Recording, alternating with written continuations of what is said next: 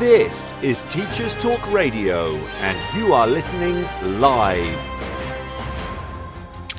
Good evening. Welcome to Teachers Talk Radio, and tonight's Late Late Show is hosted by me, Emily Edwards. This week we're going to start the year and wrap up January by looking at what makes the perfect assembly.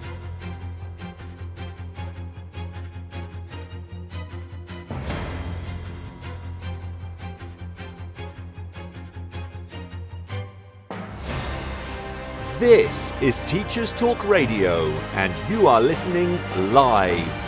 Tune in live at ttradio.org, or to join in the conversation, download the Podbean app and search Teachers Talk Radio. Follow the hashtag TTRadio. Tune in, talk it out with Teachers Talk Radio.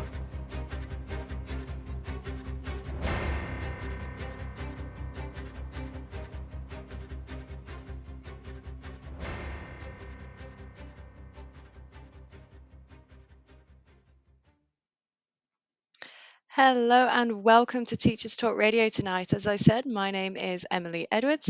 For any recurring listeners, welcome back. It's good to chat to you again. And if this is your first time with me, here's a little bit about my background in education. So I'm currently working and teaching secondary history as a full-time classroom teacher.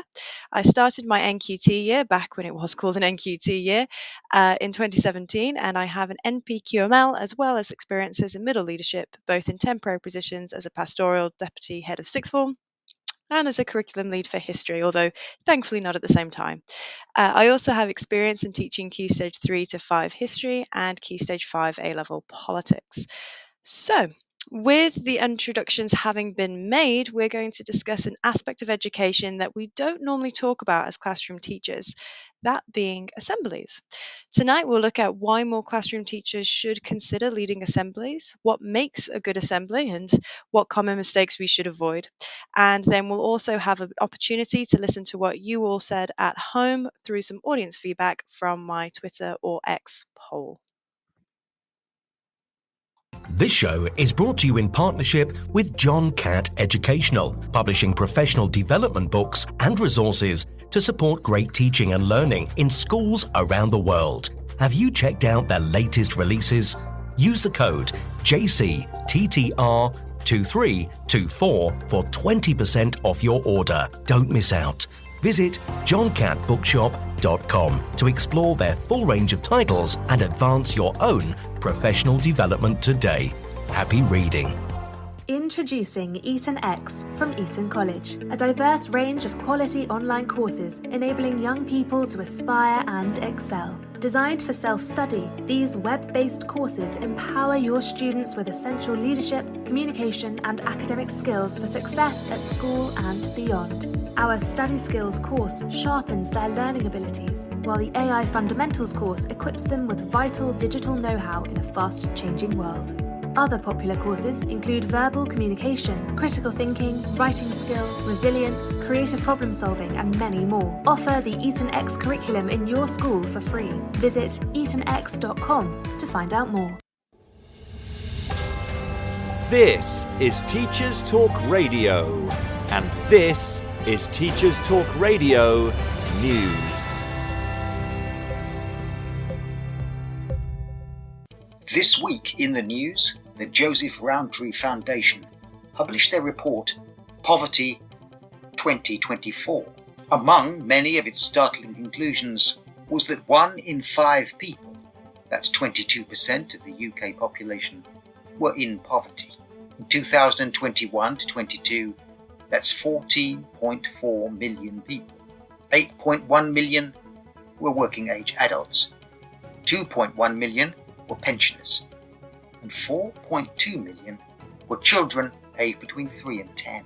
And overall, this represented the longest period of increased poverty in over 20 years. These figures also show that 6 million people were in what the Rowntree Foundation describes as very deep poverty.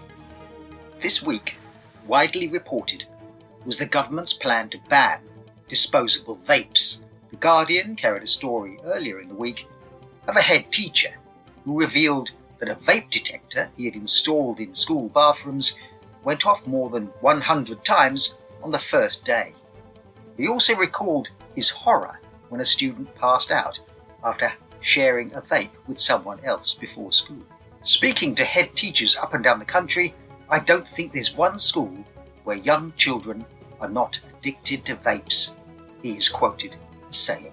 The Times Educational Supplement on the 24th of January carried a story that would hardly surprise many teachers. With the headline that just 4 in 10 teachers found their last inset day useful, 41% of classroom teachers questioned in a survey described their last inset day as either somewhat useful or very useful, while a third said it was not particularly useful, according to figures published by Teachers Tab. The findings were based on 9,000 teachers across England, surveyed during the autumn of 2023, and are part of a report highlighting shortcomings in current teacher professional development. However, almost a fifth of teachers, 17%, said they would prefer to receive £2,500 worth of CPD vouchers over, or rather instead of, a £1,000 pay rise. The conclusion being that teachers value professional development if they have more control over its delivery. According to The Guardian this week, London councils are preparing to mothball schools to avoid a boom or bust cycle of closures. This is primarily caused by a falling birth rate, higher housing costs, and the aftermath of Brexit, which saw an exodus of young families from the London area.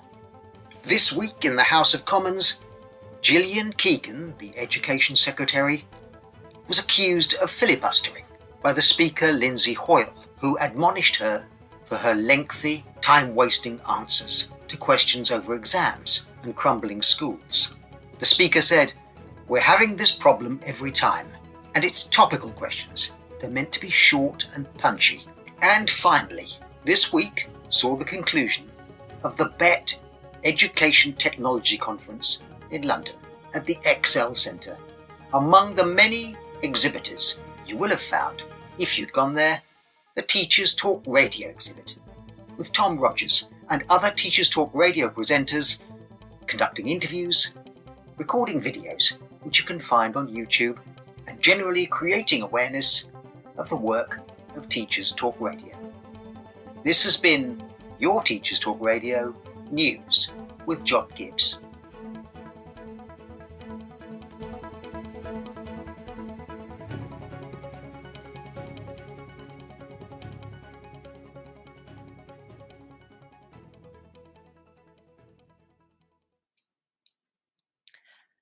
Right then, let's jump into tonight's show. So, as we're talking about assemblies, and I know that sometimes when talking about public speaking, generally that's not going to foster a huge amount of volunteering or excitement.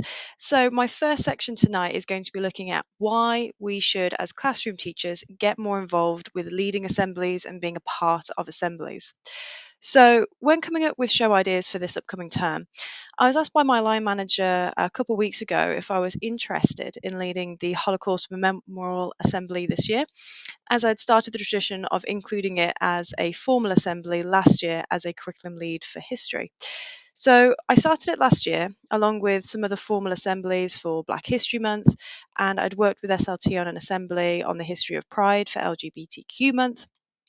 But I wanted ultimately students to see that link initially between history and current events, which is why I started running these more formal assemblies.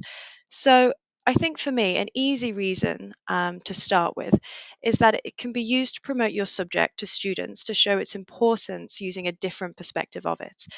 So I've seen other subjects do solo assemblies, so languages, promoting different cultural backgrounds and traditions during Christmas, which was a really lovely one, for example, as well as subjects working together to show the cross-curricular links between different subjects. So I saw an absolutely fantastic assembly at the start of this academic year with art and science working together to show that not only is there not a divide between the creative and the more analytical subjects, but also that you can find artistic inspiration and creative inspiration via the natural world and the scientific elements of space as well, which I thought was absolutely brilliant. And so I think using my kind of springboard of doing formal assemblies and being involved in those discussions, I think I've seen that assemblies can be such a great opportunity for any type of teacher to show your love of the subject and impress why you care about your subject to all students across the school. And I know I've had a really positive amount of feedback from my assembly for Holocaust Memorial Day. And in terms of seeing that feedback and hearing that feedback from students, I think that's been a great way to engage students with the topic of history as well as the subject of history as well. So, speaking of working together, leading an assembly doesn't have to be a solo teacher talking about their subject. It can also be a great way to introduce more collaborative projects between students and staff. So, for example, working with sixth formers or a student group or student committee can be a great way for teachers to actively connect with the school community, which helps to create, I think, this sense of unity and collaboration and to break down those barriers between students and staff. So I think by engaging with students, we give them, as well as ourselves, a school wide platform to talk about a topic that interests us all. And it can not only strengthen the teachers' bond with, obviously, the student community, but also create a supportive network that can positively impact the overall school environment. If students feel listened to, if they're given an opportunity to get involved and to kind of work with staff rather than feeling they've got to work against us to get their voices heard, then obviously that collaborative feeling can be a really positive impact and have that positive impact on our local schools. We also see that it's a great opportunity for students to develop their own skills.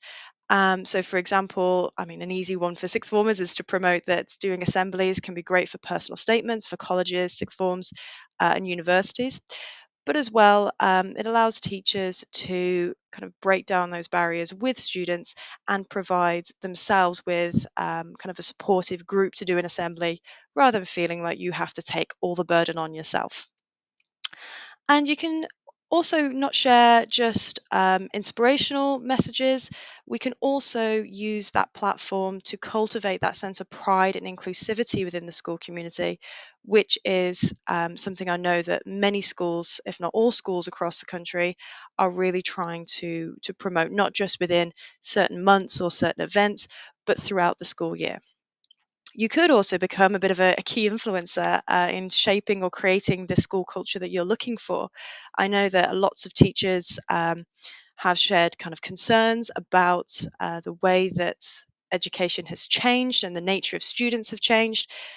But being able to lead assemblies potentially is a way to enforce the school culture that you are kind of valuing and the school culture you want to see thriving. So rather than it being established through rules and boundaries, or I should say just rules and boundaries, it's also emphasized through the values that you promote. And that can be shared very easily through things like school assemblies.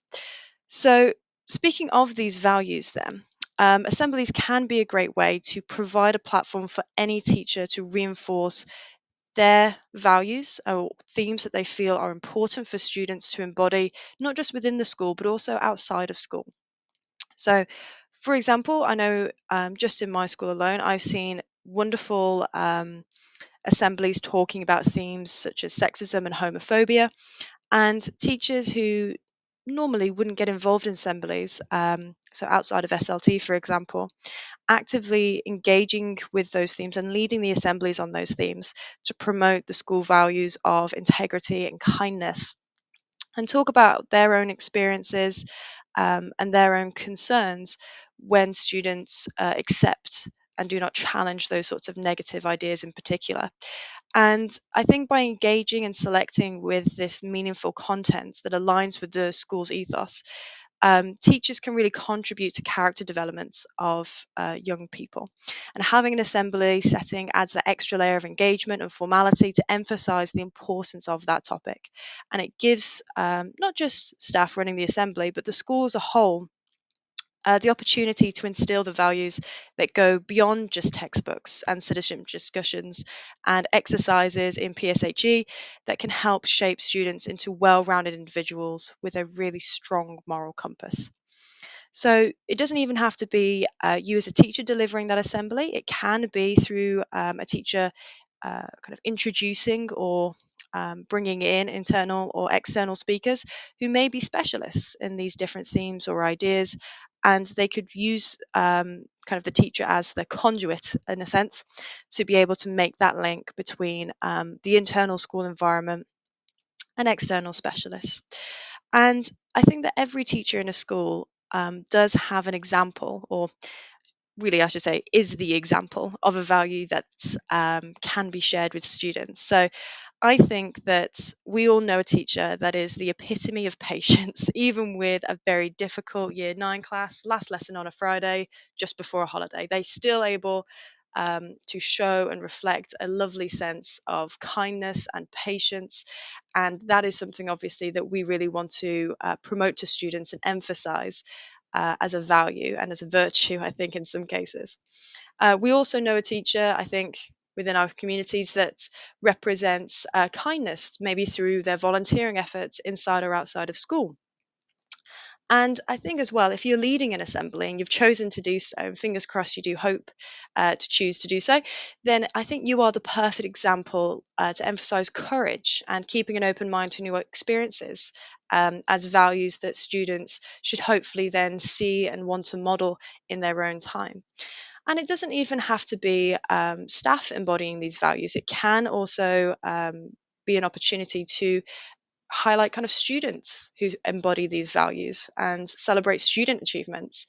So you can highlight academic milestones, extracurricular accomplishments, and really use these assemblies as a way to contribute to the culture and not just do it as a monkey see, monkey do approach to instilling the values that we hope young people will take with them when they leave school, but also as well as a way to show that their peers are following these examples and they are the role models for others within the school, which can absolutely have potentially a more relevant impact for students as they see, in essence, themselves achieving those goals, those morals, and embodying those values rather than seeing it as something an adult version of them may wind up doing later on. Gives them the onus to get started now.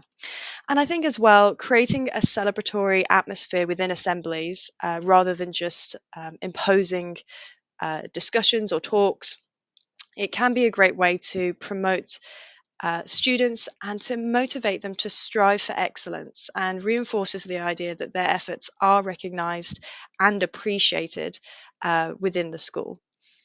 Now, my next reason is a bit more personal, to be honest, and it's based on wanting to get outside of my own comfort zone and try new opportunities within, obviously, my school, within my career, and build on those skills that I'd kind of started to build up throughout university and kind of let them take a back seat as I was building up my teaching career.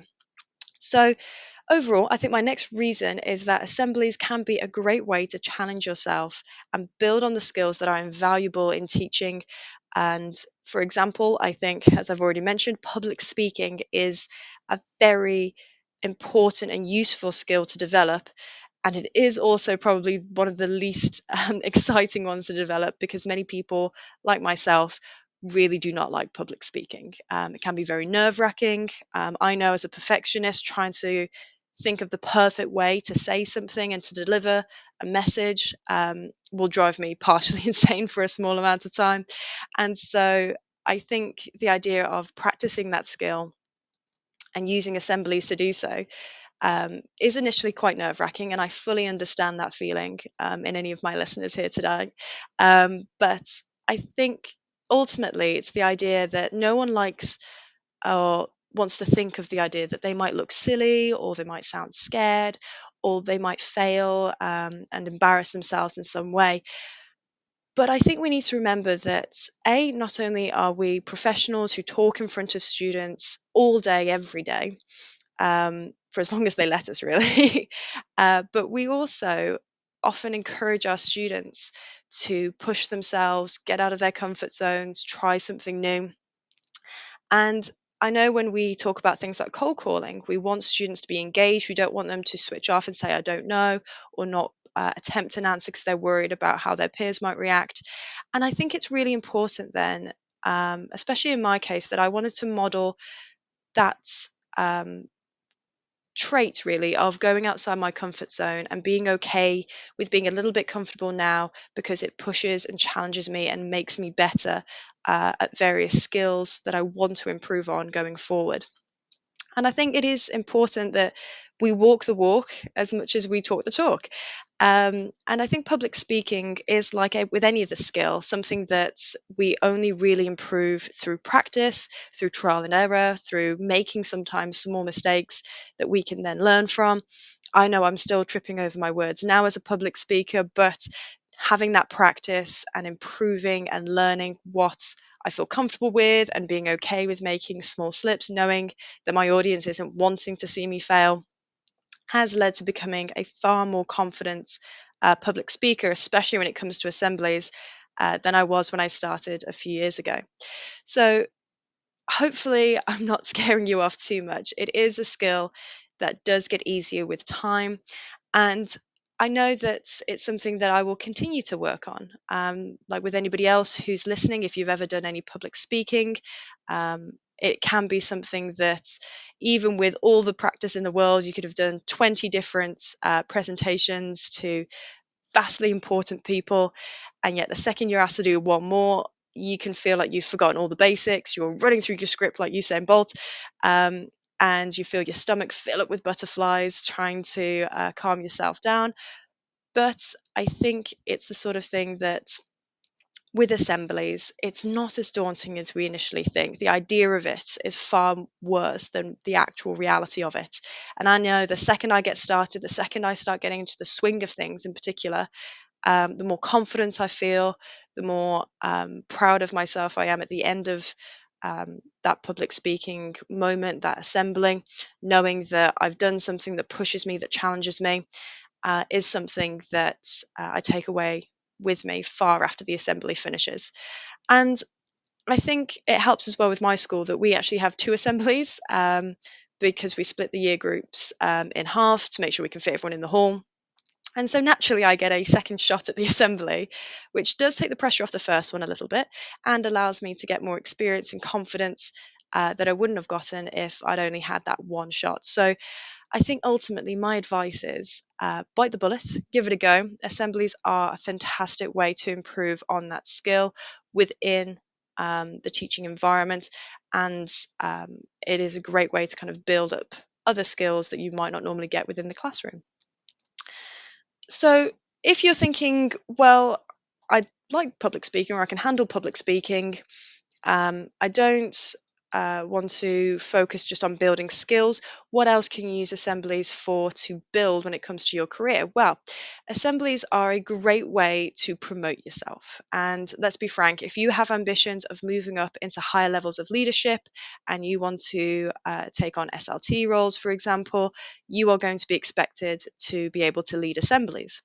And if you already have that experience, if you've already done small snippets here and there, you build up that name recognition. And not only is that an advantage going into interviews, knowing that your name is going to be remembered because you already have made hopefully a very positive impression with your assemblies, but also as well, it means that you have experience on your CV to be able to share in interviews, to talk about how you have engaged already with the wider school, and that can be a great starting point to build out a really fantastic interview.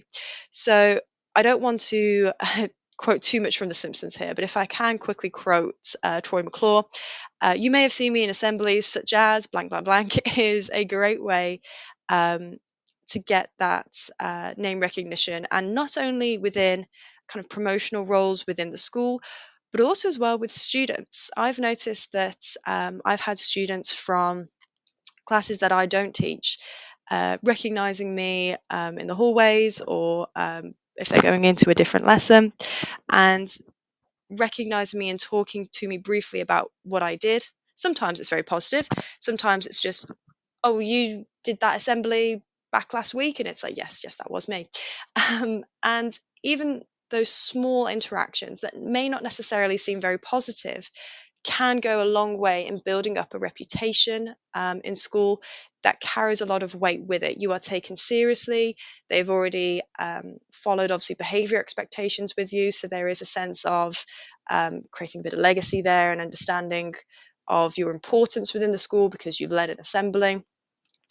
And sometimes it's just an easy way to start that conversation with students that can build into creating a more positive working relationship with different students that you may not normally see within the classroom this year, but that you might find in the classroom next year or the year after.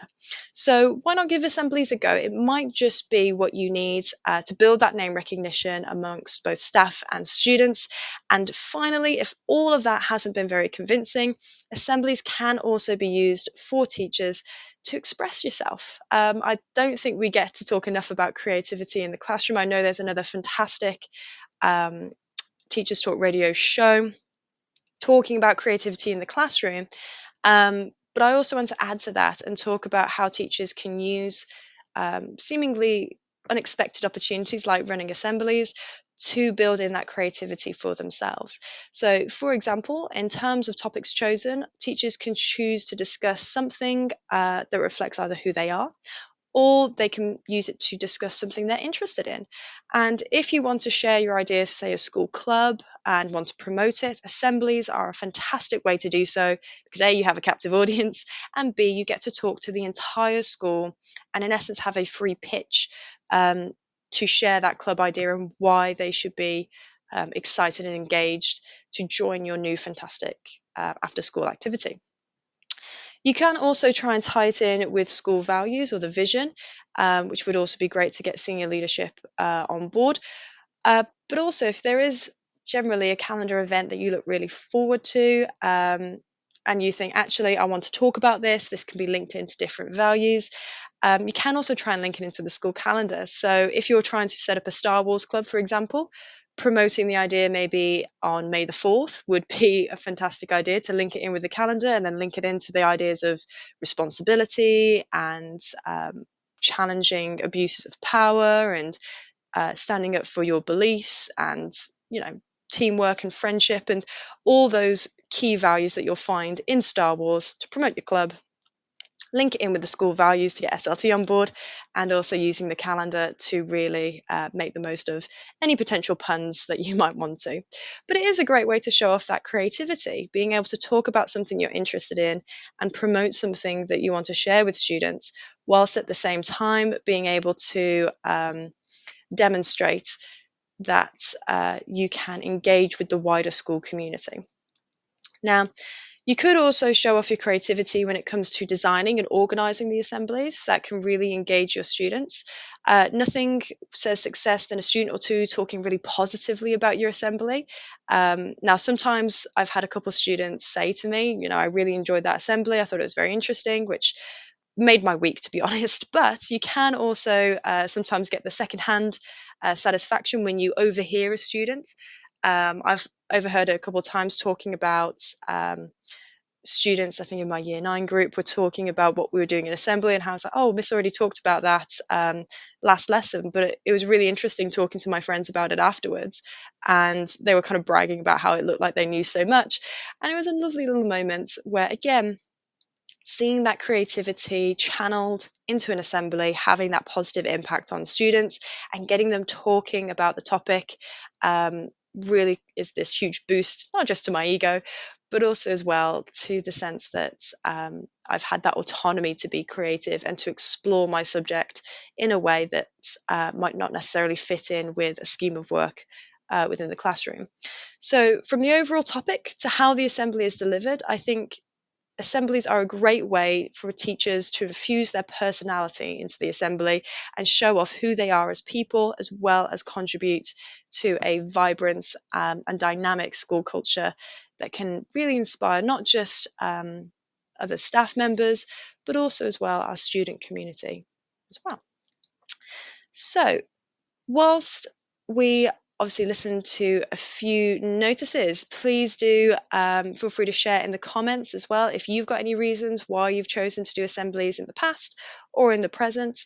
Would love to hear about your reasons why you've chosen to jump in and do an assembly, even if it is SLT told me to. We'll take any and all ideas, and I'll chat to you in a couple minutes. This show is brought to you in partnership with John Catt Educational, publishing professional development books and resources to support great teaching and learning in schools around the world. Have you checked out their latest releases? Use the code JCTTR2324 for 20% off your order. Don't miss out. Visit johncattbookshop.com to explore their full range of titles and advance your own professional development today. Happy reading. Introducing Eton X from Eton College, a diverse range of quality online courses enabling young people to aspire and excel. Designed for self-study, these web-based courses empower your students with essential leadership, communication, and academic skills for success at school and beyond. Our Study Skills course sharpens their learning abilities, while the AI Fundamentals course equips them with vital digital know-how in a fast-changing world. Other popular courses include verbal communication, critical thinking, writing skills, resilience, creative problem solving, and many more. Offer the Eton X curriculum in your school for free. Visit etonx.com to find out more. So, welcome back. Now, hopefully, I've inspired you to take on the idea of running an assembly. So, you may now be thinking, what makes a good assembly? Well, that is a great question. I'm glad you asked. So, let's be honest, we have all sat through some assemblies that don't quite hit the mark, and nobody wants to be that person. So, how do we make sure that our assembly is remembered for all the right reasons? So, whilst there is a little bit of a je ne sais quoi kind of quality to something, of a you know it when you see it, I think it is important that we try and create a set of tips and tricks to help you at home. If you are planning an assembly, try and create the best assembly possible. So, I think the easiest thing to do is to split this question into two parts: content and delivery. Now, as a history teacher, I like to keep things chronological when I can. So we'll start with the content and what makes a good assembly in terms of what it involves before moving on to actually delivering your dynamite assembly. So, in terms of content, here are my rules of thumb that I've developed through making and creating assemblies over the past few years. So, first things first, you need to have engaging content. So, a good school assembly is characterized by its content, what it says, and why is it important for the audience to care. This doesn't mean that all students are on the edge of their seats, wanting more and desperate to stay in that assembly hall for another 10, 15, 20 minutes, but your assembly shouldn't be inconsequential, shouldn't be forgettable. For example, if you are making it into an event or linking it to an event, I think that's a great way to kind of link past to present and make the content seem incredibly relevant and engaging. So, for the past couple of years, I've centered my assemblies on key kind of history based events. For example, Black History Month. And as I said last week, I did the school's assemblies on Holocaust Memorial Day and about its theme of the fragility of freedom. And I know students are intrigued by seeing these links to um, historical events and making the content engaging based on these themes and these discussions that we can have. And it's important, obviously, that they see the importance of the assembly and that these discussions and this time becomes a more effective platform to communicate that message and to provide extra learning to students and an education for students in topics that may not naturally come up in the classroom or may only come up in the classroom quite briefly. My second tip is to keep it relevant to students' lives. So, this kind of builds nicely from my previous point that a successful school assembly is one that connects with the everyday experiences and concerns of students. Addressing topics that are relevant to their lives is going to make that content more meaningful and impactful. It can be a discussion about current events. So, I've seen great assemblies talk about the situation with Ukraine and Russia, as well as young people's problems, especially involving social media or the idea of toxic influencers like Andrew Tate or Jordan Peterson, and the impact that they've had on especially young boys as well as young women. And it doesn't even have to be linked to a current event. It could just be linked to current issues for students within a school setting. So, life skills, academic success strategies, and what issues students might be facing within school. So, topics such as bullying, for example, or mental health, that students of all ages need to be able to talk about and understand so that they can make the best choices and thrive both within and outside of the classroom. So, for example, we've had assemblies in our school talking about how we remember things to help students create more bespoke and effective revision strategies. And we all know it. Anything that improves upon the flicking through my book last minute before the assessment lesson starts is going to be a massively successful assembly. So, all in all, by being relevant, either with what's happening in the world or in the UK, or just by being relevant to what students need within a school setting, we can ensure that students can relate to and apply the information that we present to them in assemblies and makes that assembly so effective. So, in terms of what we talk about, I think as well, a good assembly leaves a lasting impression. And the way to do that, or I think the best way to do that, I should say, is to deliver inspirational and more motivational messages. So, you can bring in guest speakers, you can lead it as an individual teacher or as a kind of group project or a duet in a sense, using students to showcase different ideas or messages. Assemblies should be inspiring and should motivate students to be the best versions of themselves. And I think by doing that, they can help to contribute to a really positive school culture. And these messages, generally, especially if you take stances against bullying or promoting kindness, can really instill this sense of purpose and confidence that students can take with them to pursue really ambitious goals within and outside of the school environment. And let's be honest, we all love an assembly that gives us a bit of hope or leaves us with a really positive mindset for the future. Nobody wants to sit through an assembly that is, for lack of a better term, that kind of flattening the grass approach of negatives and a really dour sort of assembly. It's not to say that assemblies can't have serious messages or tones to them. As I know, I've mentioned already in the show, doing assemblies on things such as the history of slavery, the legacy of obviously racism within our communities, talking about the Holocaust, are very serious topics. And they're not something that I want students to walk away with a very positive mindset about. Um, but I think it is important that they are inspired by even the serious and mature subject matter to do better and to take the messages of the past, no matter how uncomfortable they are, to make those positive and inspirational choices going forward that can improve both the school environment and hopefully as well wider society, obviously, when they are sharing those values and embodying those values outside of our school gates. So, another aspect of a great assembly usually incorporates some form of technology. Now, this isn't to say, get on ChatGPT and get it to write your assembly for you. I've tried it once in terms of I was curious to see what it would come up with, and it was not great. So I think leveraging technology should enhance the assembly experience rather than replace the human element within it. And I think short videos that really embody the message that you are promoting or add a personal perspective that you can't normally get can be a great way to not only just take the pressure off you for a couple of minutes as you listen to someone else, but also provide students with that dynamic, engaging perspective that might not necessarily come from your own lived experiences. So we've had assembly where we've live streamed guest speakers in who couldn't physically attend and had them speak to our students. We've had whole school assemblies involving various different discussions, especially when it was around Black History Month. And it was a great opportunity to engage students with perspectives that I, for example, when we talk about Black History Month as a white woman, wouldn't be able to as effectively discuss without obviously lying about my own past experiences.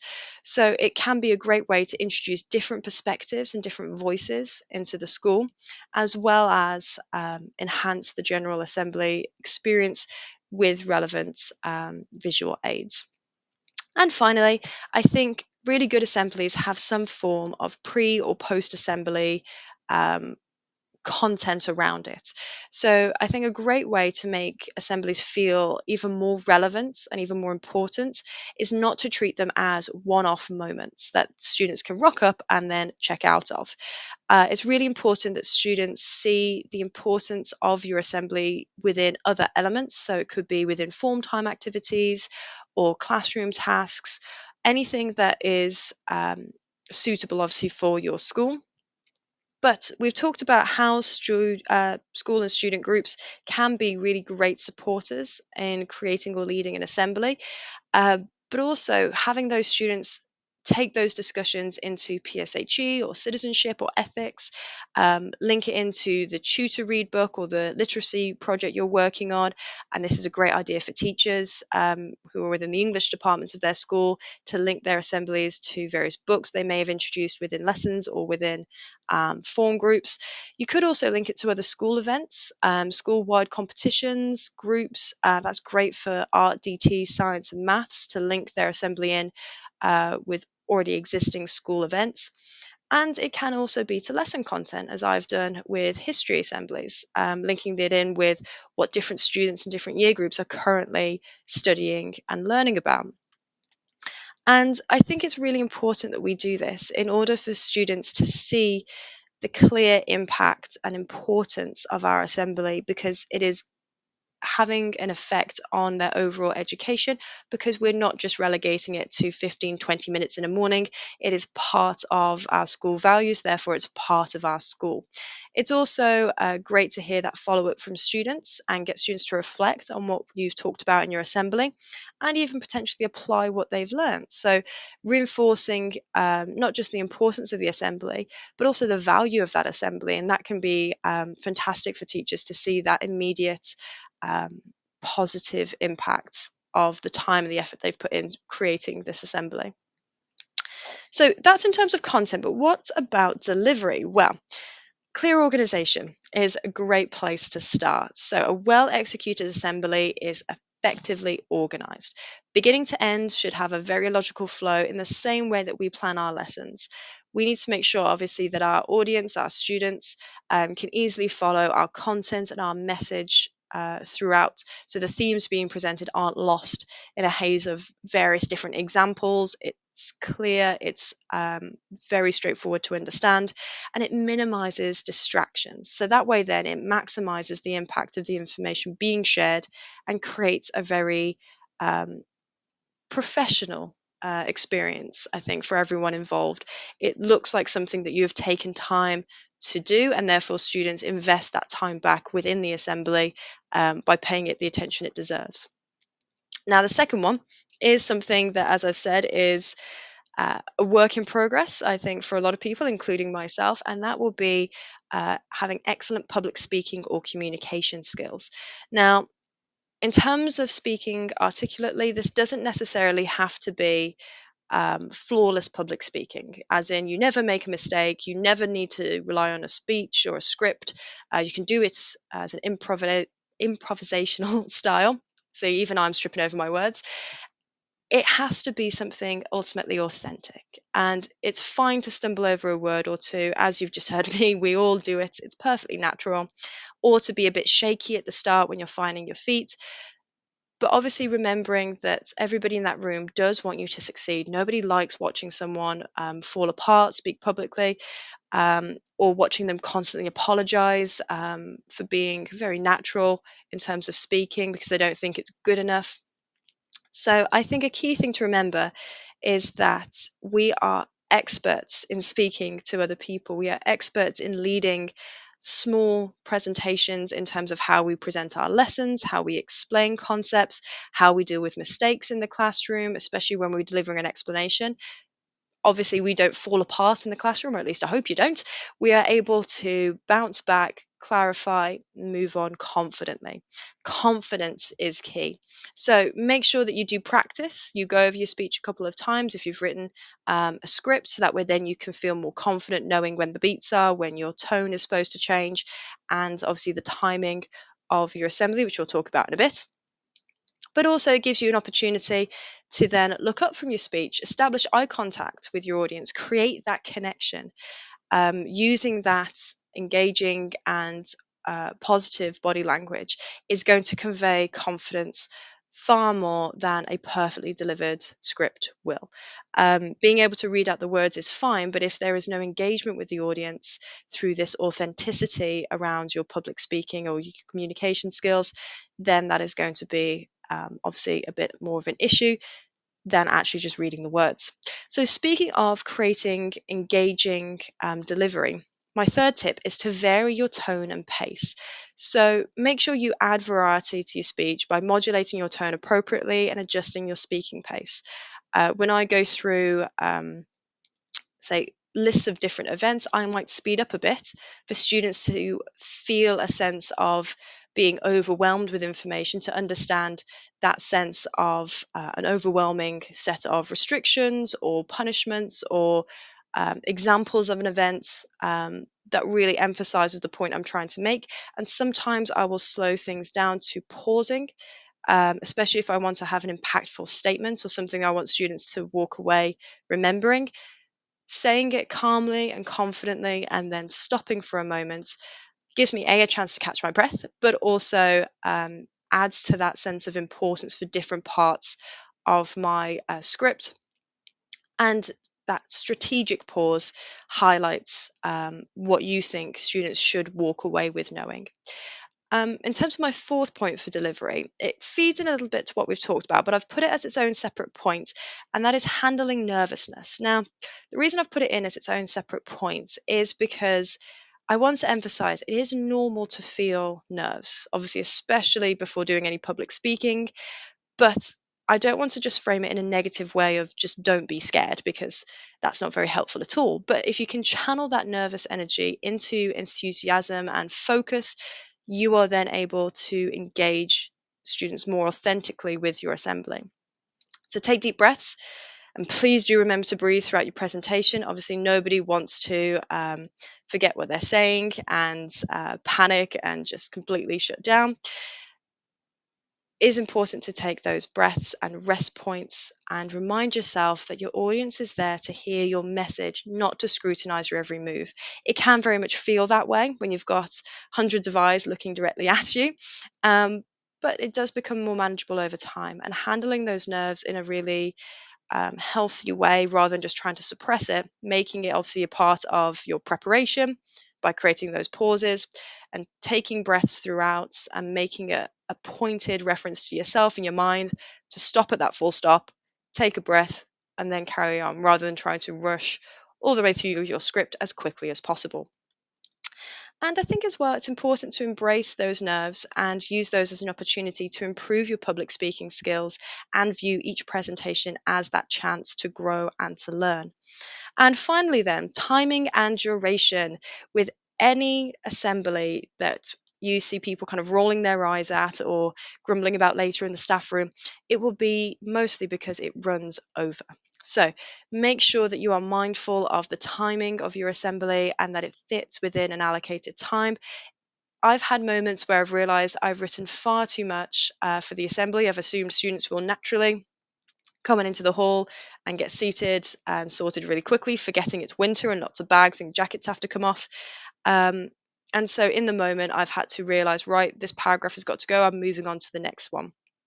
And whilst that can be terrifying in the moment, and you feel probably a little bit scared having to improvise somewhat with your script, it is really important you fit into that allocated timing to avoid dragging the assembly on, obviously impacting other school events, say lessons or other speakers. And if it is overtly long, it can result in disengagement. So obviously make sure that you're putting in the right amount of time to make sure it doesn't come across as rushed or overlooked if it's too short.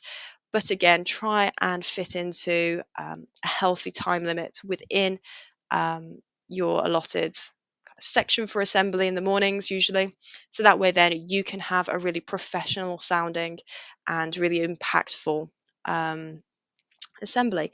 So, for example, our morning form time is about half an hour, but we have about 10 minutes for lineup. So, really, it's about 20 minutes maximum um, for an actual assembly. And I always plan to have about 15 minutes um, maximum. So that way, then I've got a nice long assembly if everything does run very smoothly. Or if things are running out, I know which paragraphs I can cut out to keep it to a nice short, say 12 minutes or so. So that way, then everything runs smoothly and I don't feel um, eyes on me as I'm trying to obviously deliver something important and feeling that people are looking at their watches. So, hopefully, those tips have started to make the concept of leading an assembly a little less daunting. And hopefully, you realize that you actually have lots of the skills and knowledge in your repertoires to create a great assembly. Sometimes we all just need that push and that reminder to put your name forward and give it a go. So, in case you are wondering about what about this, what about that, I want to hear obviously your thoughts and opinions. So, for those of you who don't know, I'm active on Twitter or X, and as part of my shows, I like to put out beforehand either a message looking for people's responses, or I like to do polls and things like that to get people's views in as many different formats as possible. So I get to hear your opinions on the topic. So, when looking at what do I think makes the most important part of a good assembly, I've given lots of different examples of what I think is a really positive way to approach it. But when I created a poll the other day looking at whether a relevant message, an impactful video, a confident speaker, or another feature was the most important part of a good assembly, looking at the responses now, I've got it up on my phone. Super. So we see that 52% of people wanted a confident speaker or thought that a confident speaker was the most important part of a good assembly. And I think that's quite a natural thing when you hear someone who is confident, who is very clearly knowledgeable in the topic they're talking about, and they're able to deliver that message really clearly. I think that does create a natural sense of engagement, probably a bit like a TED Talk in that sense, or watching a YouTube video. Having that direct engagement with a person who is delivering that message really well is probably something I'd very much agree with the 52% of people who voted. The second most important part of a good assembly, according to about 45% of people, was having a relevant message. Now, interestingly, having an impactful video or having other features didn't obviously, as we know, based on simple maths, have much of an interest within Twitter or X teachers. So this idea of the two main things, according to our Teachers Talk Radio listeners, being a relevant message and a confident speaker, I think fits into what we already know about assemblies. Hopefully this hasn't felt too much like teaching grandma to suck eggs, but it is something I think we need reminding that we have those skills as teachers. We are great at delivering important information to students that we know is incredibly relevant to not only developing their educational experience and also their understanding of the world around them, but also being able to navigate that world and being able to use that knowledge to make the best choices for their lives as possible. So, thank you to everybody who participated in that Twitter poll. I will obviously keep doing those every fortnight or so. So, do please keep an eye out on both my Twitter account. It's shared out with Teachers Talk Radio, as well as the Teachers Talk Radio accounts. So that way, then you two can get involved and we can hear your views next time we chat. So, what are the key takeaways to wrap it up tonight? We have explored so far the benefits of getting involved in school assemblies and that it provides opportunities to promote our subject and showcase its importance to students from a different perspective outside of the classroom setting. Also, we've mentioned that collaboration between teachers and students is a great way that assemblies can be used to foster unity and create the supportive network within our schools, and that assemblies are, as we know, very important for reinforcing important values, character development, and celebrating students' achievements. Now, From a personal level, assemblies can be really good for our personal growth, not just in terms of challenging ourselves and developing our public speaking skills, but also as a way for potential career advancements, especially in roles that would expect successful applicants to deliver good assemblies. And that can be obviously a great way to bolster out your CV and talking about the wider school experience that you have. And looking at what makes a good assembly, we've talked about kind of my 5 rules of thumb for both content and delivery, and the idea of making sure we have engaging content, relevance to students' lives, inspirational messages, appropriation of relevant pieces of technology, obviously not relying on anything that replaces the human experience, but can help to support us in delivering our message. And that in terms of how we deliver that message, making sure that we are effectively communicating using tone, pace, and timing to avoid dealing with any negativity and lingering nervousness in a negative way, making sure that we are bringing out the best in us and showing off exactly why students should be interested in what we have to say. So overall, I think the best way to summarize this is that we as teachers possess a Swiss Army knife of skills, shall we say. And we can use those skills in so many different areas and adapt to so many different situations. That I think ultimately leading a successful assembly is an absolute doddle for us. We can handle 30 different personalities in a classroom and still ensure high levels of learning and high standards. Then I feel a 15-minute presentation is absolutely something that any classroom teacher can do, standing on their heads, basically. So don't feel nervous when it comes to assemblies. Don't feel that you might not have the skills. You absolutely do, and it can be something that really develops you as a person as well, professionally as a teacher. So thank you ever so much for tuning in this week to listen to my show tonight on Teachers Talk Radio. I also again want to thank everybody who participated in my Twitter or X poll.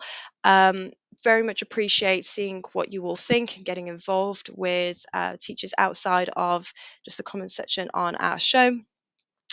And I've said it before and I'll say it again, I am really grateful for all the listeners at home and for everybody who takes part in helping make this show a collaborative effort. And it's great to see your comments and your ideas. And so please join me in a fortnight's time for my next show. It'd be great to see you again and talk to you again. So please keep an eye out on my social medias for more details. In the meantime, everyone, take care and I will see you next time.